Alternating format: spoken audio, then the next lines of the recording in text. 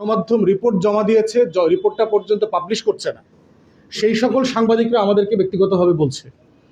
এখন ইঞ্জিনিয়াররা বলছেন দেশি মিটারটা যখন ছিল তখন এই লেভেলের ভুতুরে বিলের গল্প আলাপ তখনও আসে নাই। যারা গণমাধ্যমে পুরাতন সময় থেকে আছেন দেখবেন 90-এর দশকে এই তর্কগুলো কিন্তু খুব কম ছিল, যেটা রিসেন্টলি আসতেছে। তো এই যে 8-10টা ইন্ডিয়ান কোম্পানি আমাদের মিটার মার্কেট যে ফ্ল্যাট করে দিল, এইটার কারণে এটা হচ্ছে কিনা, এইটা তো একটা খতিয়ে দেখার বিষয়, তদন্ত করার বিষয়। এই জন্য আমরা দাবি করছি যারা ইঞ্জিনিয়ার আছেন দেশি প্রয়োজনে বিদেশি এক্সপার্ট আনা দরকার, এনে এটাকে ইন্ডিপেন্ডেন্টলি খতিয়ে দেখা দরকার। কোনো সরকারি আমলা দিয়ে এই কাজ করা যাবে না। এই কাজ করতে হলে প্রয়োজনে ক্যাপকে দিয়ে করাইতে হবে, ইন্ডিপেন্ডেন্ট বডি দিয়ে, যারা জনগণের হয়ে কাজ করবে, যারা বিক্রি হবে না, যারা ওভারনাইট শত শত কোটি টাকায় লেনদেন করবে না কোনো কোম্পানির হয়ে, কোনো রাজনৈতিক দলের নেতা থাকতে পারবে না। তো সেই জায়গাতে আমরা চাচ্ছি এটা তদন্ত হোক, সত্য মিথ্যা বের হয়ে যাক।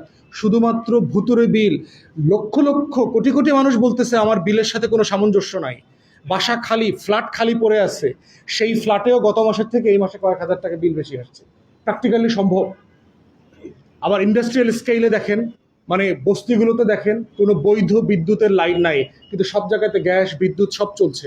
তাহলে আপনি কাকে দিয়ে কাকে, আপনি তো ডাবল চুরি করছেন।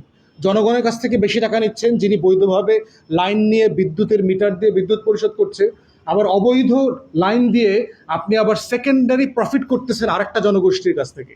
তাহলে একই বিদ্যুৎ একই গ্যাস দিয়ে আপনি কয়বার চুরি করছেন, জাতিকে ধোঁকা দিচ্ছেন, ট্যাক্স থেকে জাতিকে বঞ্চিত করছেন।